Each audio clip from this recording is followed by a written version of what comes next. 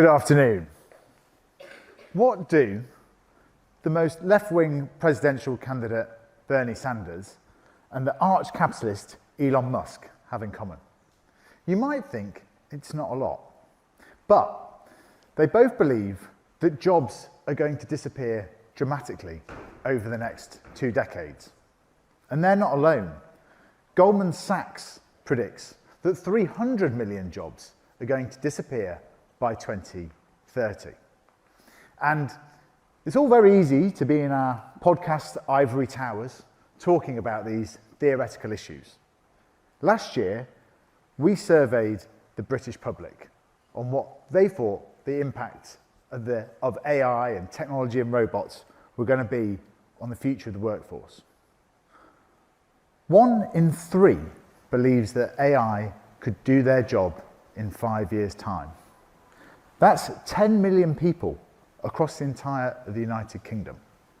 And in fact, 1 in 10 believe that their job could be outperformed by AI today. How quick will employers be to act on this? Well, the signs are they're beginning to. Just last year, BT announced that they would be making 55,000 people redundant by 2030.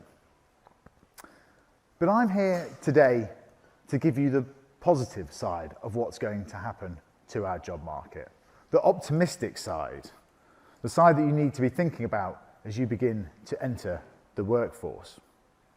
But we can't do that without knowing a little bit of the history. And so I wanted to look at the 4 F's for this: firms, factories, farming, and coal faces. When we look at firms, Amazon, one of the world's biggest companies, 10 years ago had 1 robot for every 8 people. As of this year, that is now 1 in 3. Prior to that, we had the coal mines. And in the coal mining industry, we had more people employed 50 years ago than we do in supermarkets today. In addition, when it comes to factories, between 1950 and 2010, their headcount reduced by 75% in the UK. And of course, prior to that, the vast majority of people used to work in farming. That is now less than 2% of our workforce that work there. Yet we produce more food than we have ever done before.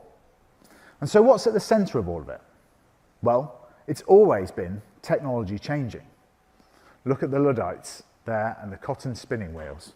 An updated version with AI, of course, for this talk. But it demonstrates that throughout history, our technologies have changed and they've replaced workers.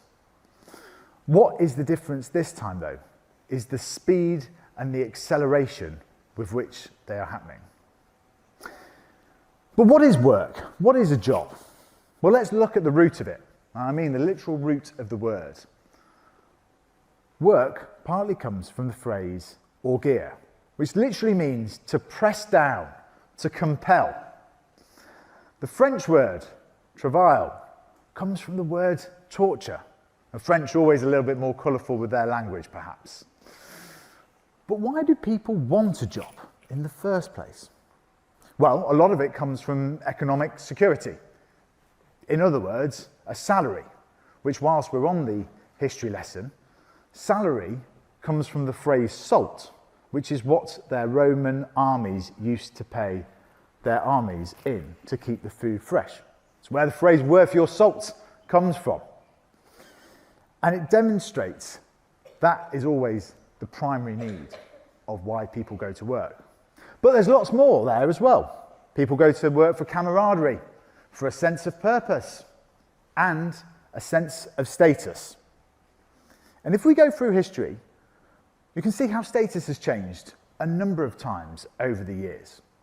The Romans used to wear purple because it came from a very rare dye that you could only get from a certain type of snail. In the 1700s, it was pineapples. Pineapples weren't eaten, they were used as decoration, they were that rare. And even in the 1800s, People used to have X-rays hanging in their home. That would look a bit odd now. Of course, this is what AI said status looks like through the ages. I didn't actually say that they should have an amazing health and fitness body, but it is true how that's become much more important over the last 15 and 20 years as a sign of social status is being healthy and fit and being able to talk about it on social media. But of course, employment is a big driver of status as well. In the early 2000s, the pinnacle for top graduates was to go and work at investment banks. And then it became the technology companies, the likes of Google and Facebook. Since then, it's perhaps changed again. One of my favourite questions on Jimmy's Jobs of the Future is to ask the successful people that come on, what would they be looking to do if they were starting their career today? When we had Rishi Sunak on the show, who was at Goldman's in the early noughties, he said that he thought he'd be starting his career now in the creative industries, in the digital sector, or even in filmmaking. And that demonstrates how the status of work is changing and why I believe there will be much more there.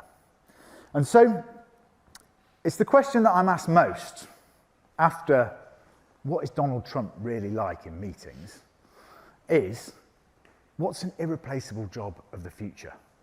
It's normally the parents that are asking me. And I think they expect some kind of combination of AI, physics, and data. And all of those will be very important. But I also like to give a bit of a counterintuitive example to it. 7 out of every 8 jobs in the United Kingdom are in the private sector. And the private sector's job is quite simple in some ways.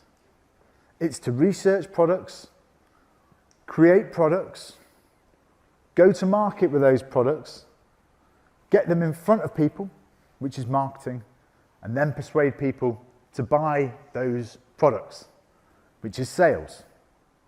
And those jobs have always remained the same with their purpose. But what has changed, particularly in the last 20 years, is the speed and the cost of doing so much of those has reduced dramatically. It is now much easier to have a side hustle and test something on the side, whereas previously you used to have to stop your work on the Friday and start your business on the Monday. And so that's what I say to people when I'm going around schools, is make sure that you're playing with the tools. The tools are always changing, and you need an understanding of how the tools work. Look at all the AI tools that are being released in the last few weeks and months alone.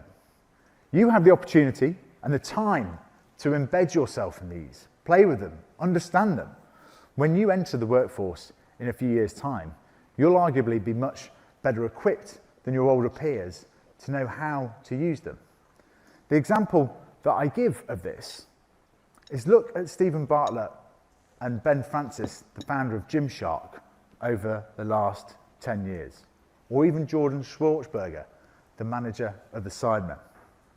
They've been able to build million-pound companies, or in Ben's case, a billion-pound company, by understanding the essence of social media, which was a revolution that began in the late noughties.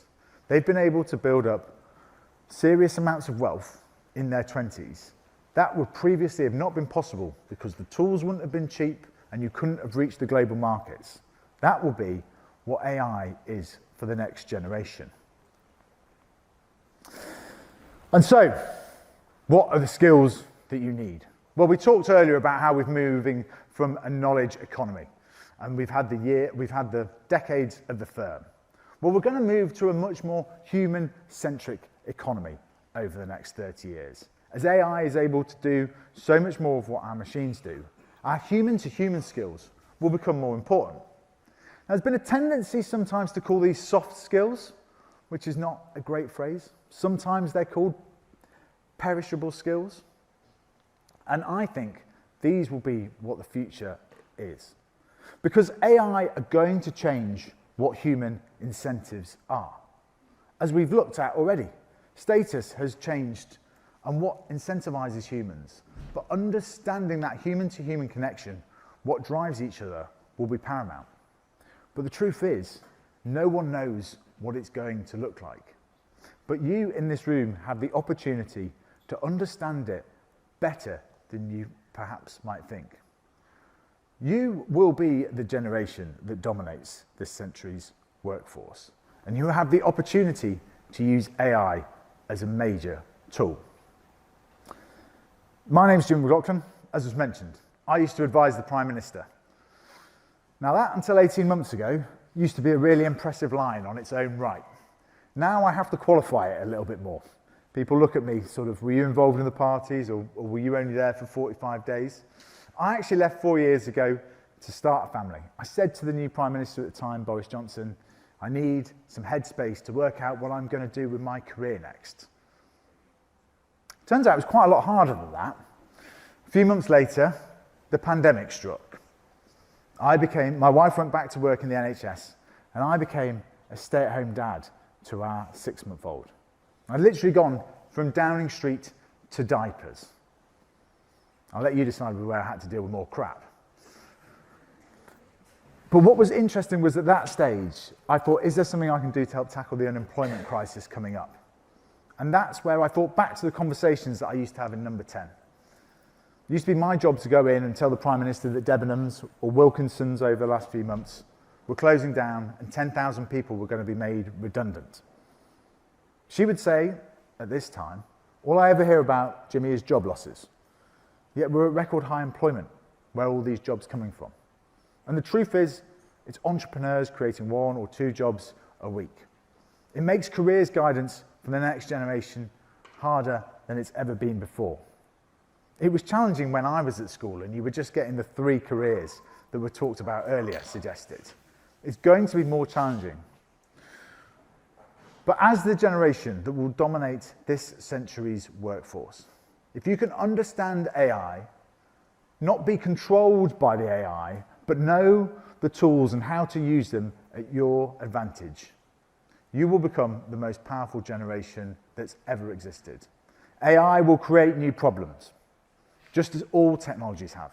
Look at the 3 greatest challenges the West faces at the moment. How do we look after our elderly? How do we tackle obesity? How do we deal with climate change? They all come from human advancement. They all come from people living older, having more food than ever before, and using more electricity. AI will create new problems. We may not know what those problems are yet, but it will be up to your generation to solve them. Thanks very much for listening.